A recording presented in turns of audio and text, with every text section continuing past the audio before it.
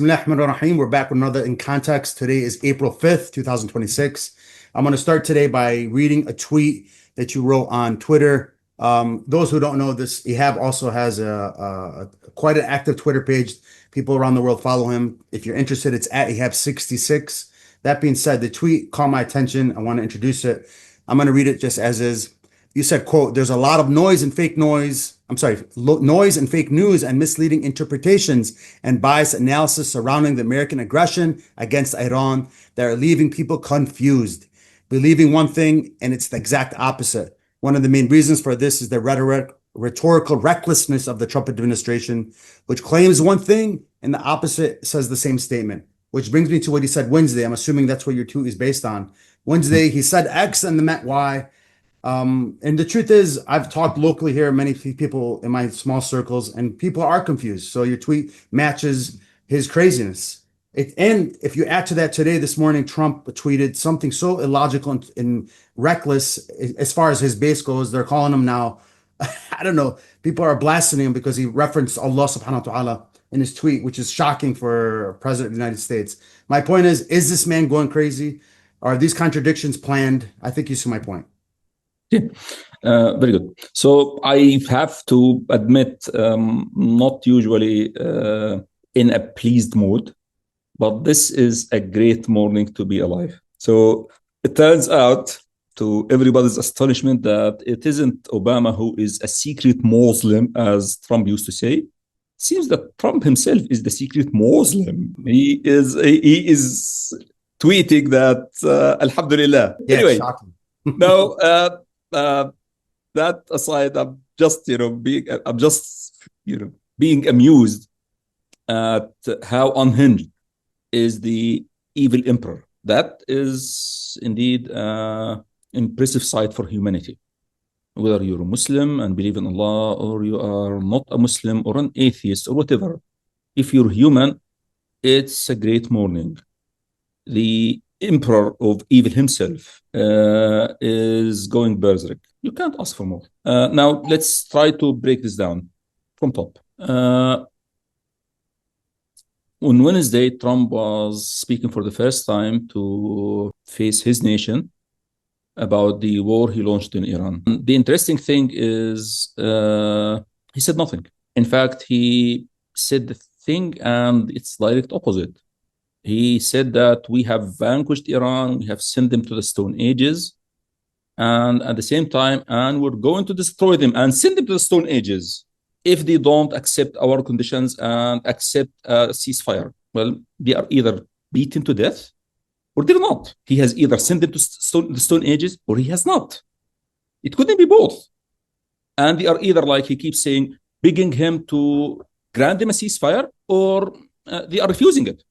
He can't be both. And this is not the first time he has done it. He keeps doing that for the last week, has been doing that every day, claiming at the beginning of his tweets that, well, we have vanquished them. They are begging for mercy. And if they don't listen to me and accept my demands and do what I want and open the strait, I'm going to bomb them to the Stone Ages.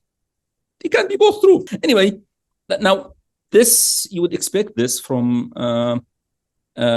a salesman, real estate con artist, and the regular New York type of Brooklyn Bridge salesman. You don't expect it from the emperor of the evil empire. This is not befitting the evil empire, to the point that Macron had to interfere a couple of days ago and tell him, well, you can't keep doing this. You can't every day say the opposite of what you said the past day, every other day. That doesn't work. You just shut up, because he's giving a bad name to the seriousness of colonialism and the Western colonial regime. Anyway, to back off. So all that aside, what I want to talk about really is the fact that trying to figure out fact from fiction in this haze has become harder than usual. It is quite normal and typical in political discourse that political leaders will try to mislead their enemies. It is quite normal in Western capitalist culture for leaders to mislead their own population. But with the current administration, this is going on, on steroids. It's in hyper level.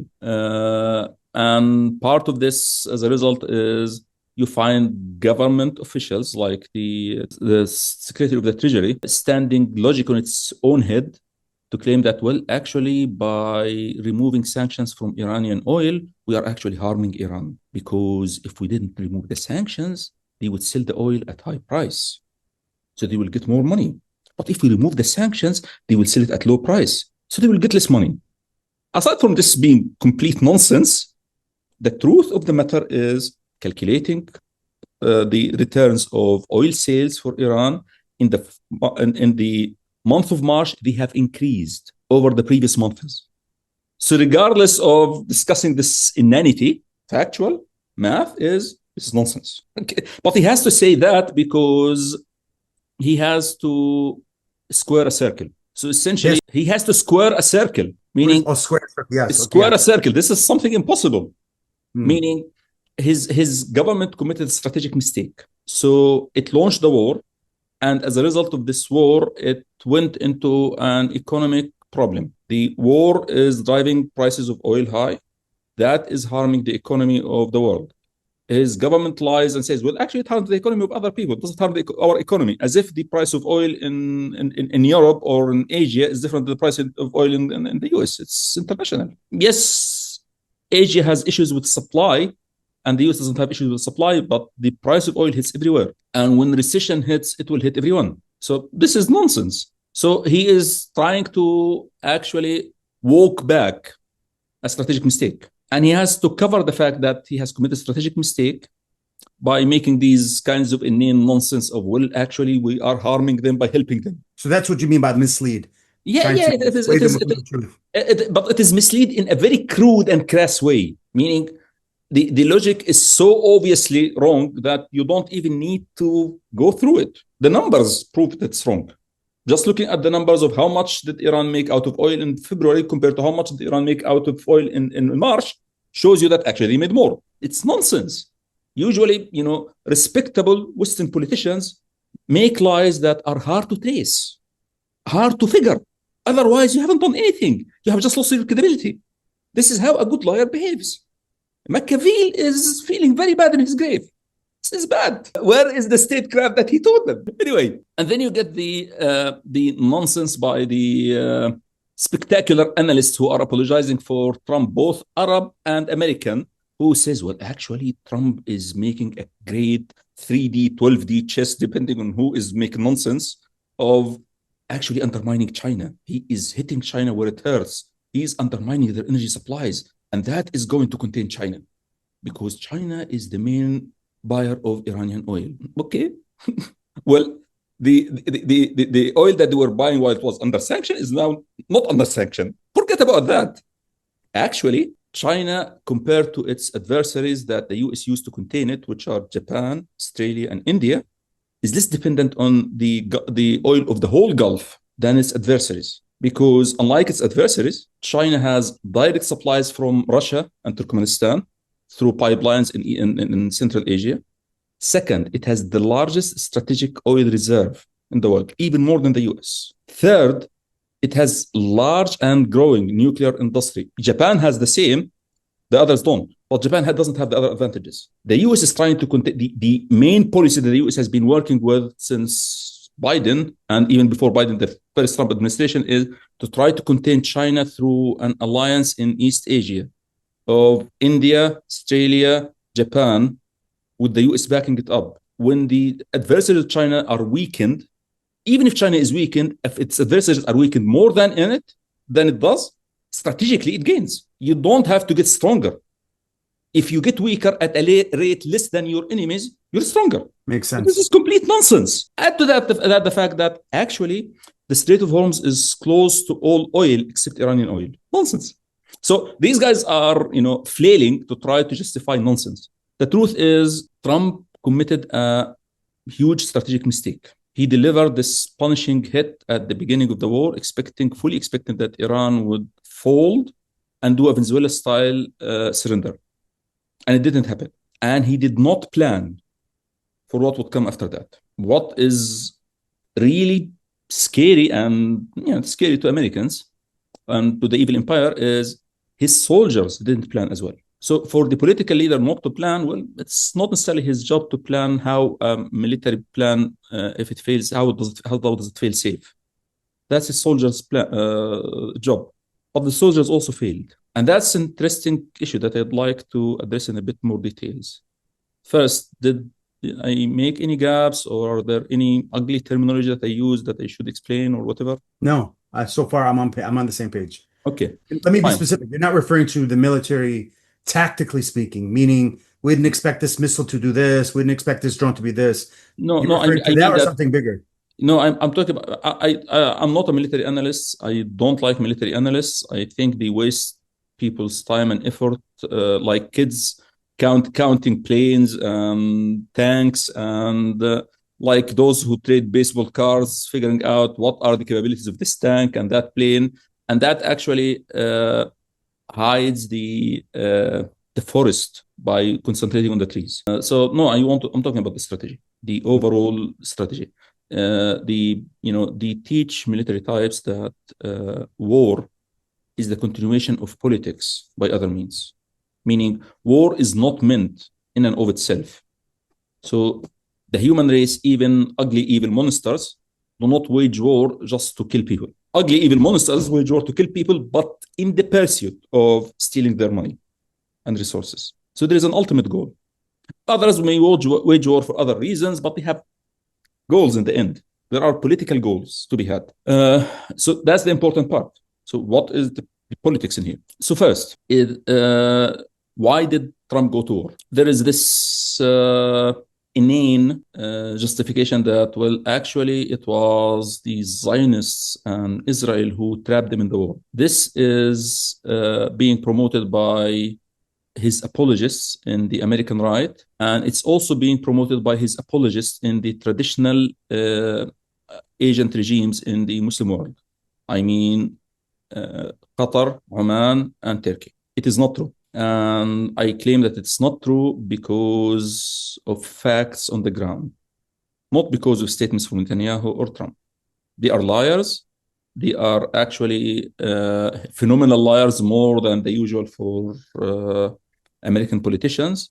As I said, the analysts for both the Zionist Arabs, the traditional Arab regimes, are on hyper nonsense, so you can't really make sense of what they say or give much credence to what they say. The important thing is to follow facts on the ground.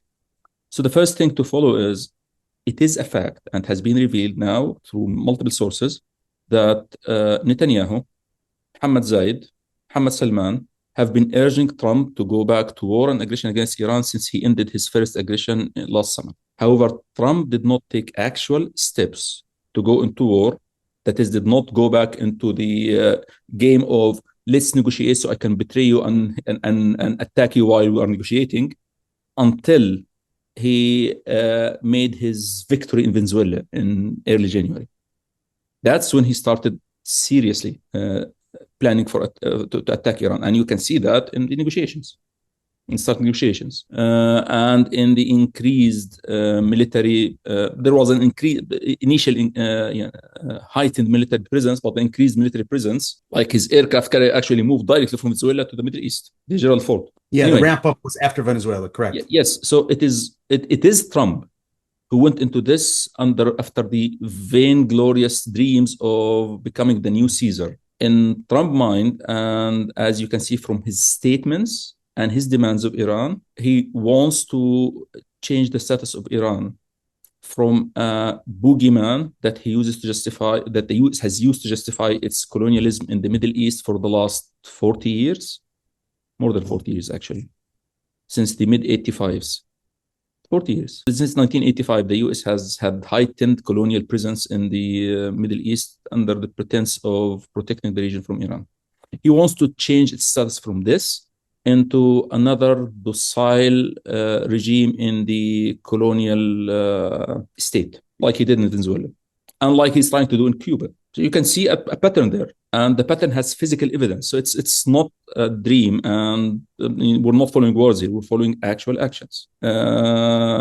That's his dream, and he thought he's going to get it by hitting them hard, and they are going to fold, because every other time Trump has hit them hard in the past, they have pulled their punches and hoped for his mercy, and that has been the pattern since forever. So he fully expected that to happen. Now, it is true that the Israeli Zionists and the Arab Zionists were also envying for an attack on Iran, but they have different goals. So until now, Mohammed Salman and Mohammed Zayed are calling for more attacks on Iran. They don't want the war to end, while Trump is negotiating and actually begging for ceasefire. And that tells you they don't have the same ends. They don't have the same goals.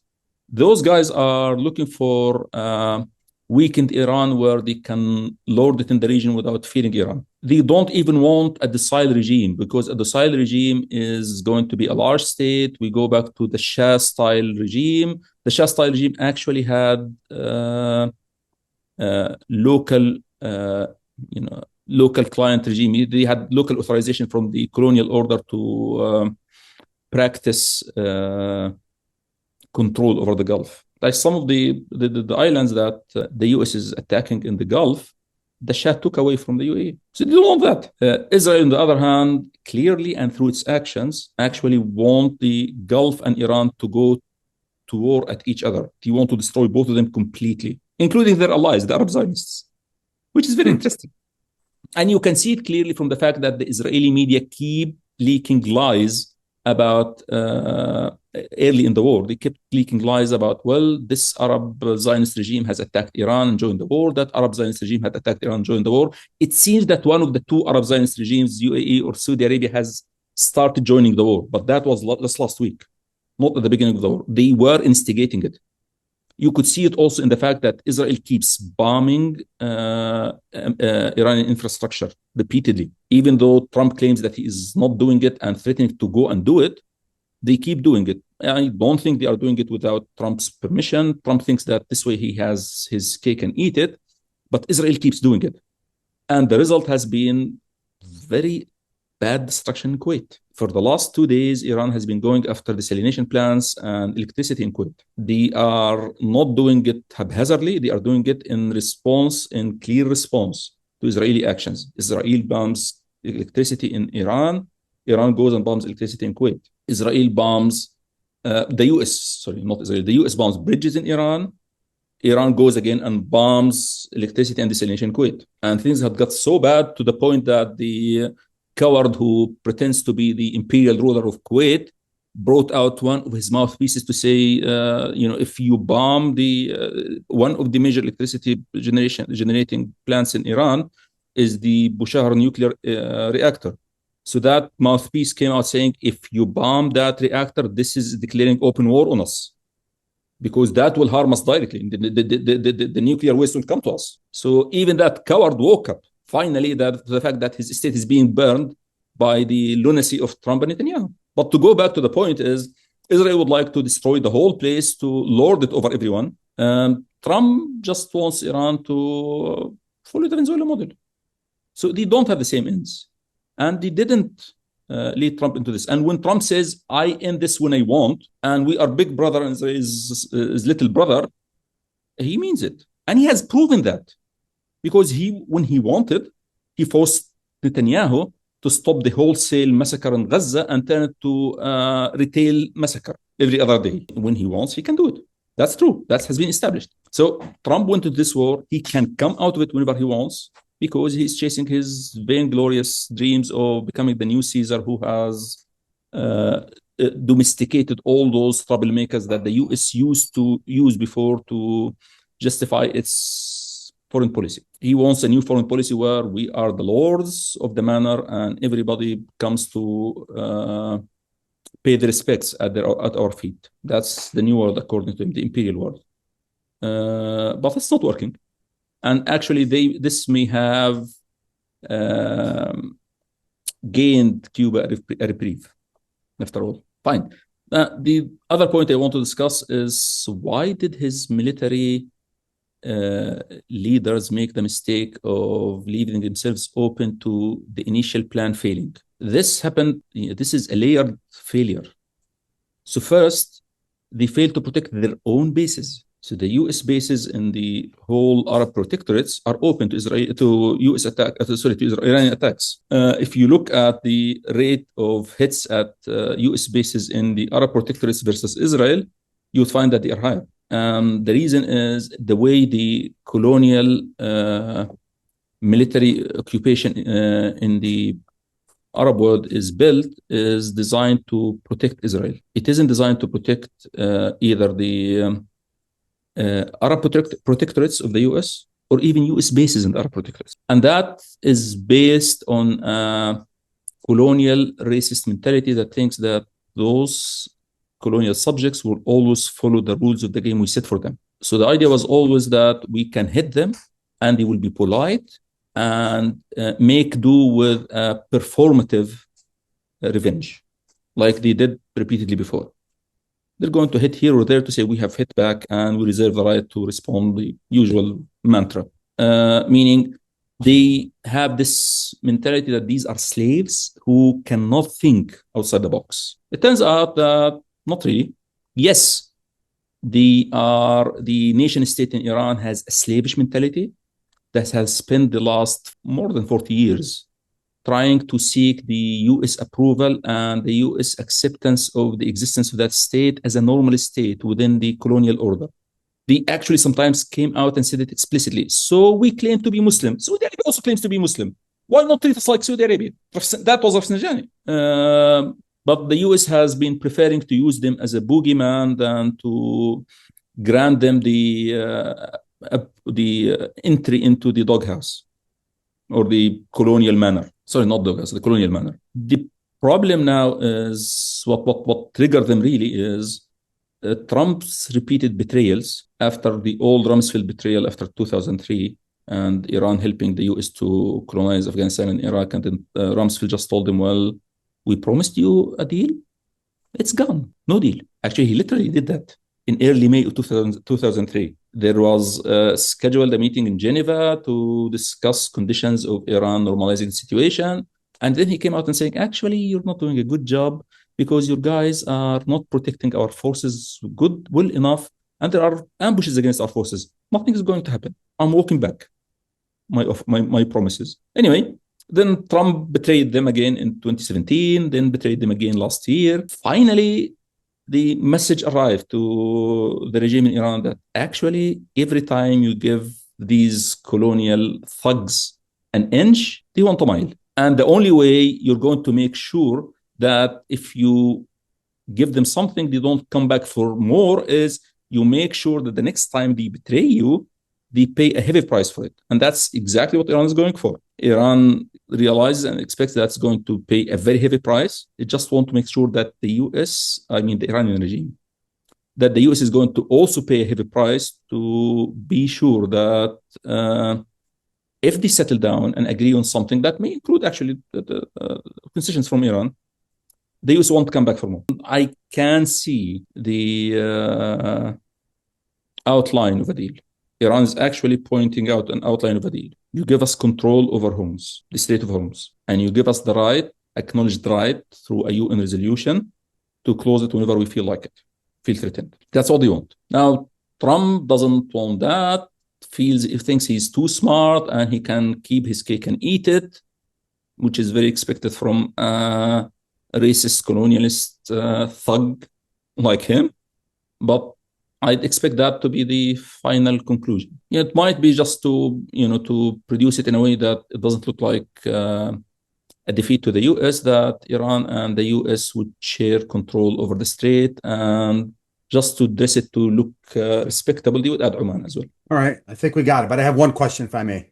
Sure. Just to connect it, because you kind of hinted towards what you're describing as a possible, you're starting to see the tea leaves, an outline being formed of a possible deal in the future. Does that deal include Lebanon? Is that even a possibility? Yes. Okay. Iran saying that explicitly. Yeah, but I'm just so your point is, how would the US accept to allow Iranian influence to continue to exist in Lebanon, right? Yes, Well, actually, they are allowing it in Iraq. that's true. So the US is bombing the people it pays through the Iraqi Defense Ministry. At the same time, they get paid by the colonial Iraqi Defense Ministry at the end of the month and get bombed between the two ends of the month by the US. It's completely lunatic, That's true. Yeah. but it's happening. So what's happening in Iraq is very complicated. The government, the government, a lot of the government are Iranian functionaries and agents who work for the US. There is a shared control over Iraq, and both sides are continuing to manage it. So, for example, the US today told officially, the US embassy in Iraq today told the Iraqi government that it should better protect the US embassy in Iraq, or we're going to do it ourselves. A, that shows that's actually a colony, because an embassy is walking down, making commands on government. B, however, they are not telling the government we're going to remove you. You guys are going to stay in place. You're going to get paid. You're going to keep stealing the way you have been stealing for the last 20 years. But we want a better service out of you. So this is a negotiation of the contract, the conditions of the contract. But the contract is going on. So, well, it's happening in Iraq. So why do you think it won't happen in Lebanon? That's your point. Okay. All right. I think we got it. Okay. Jazakallah khair.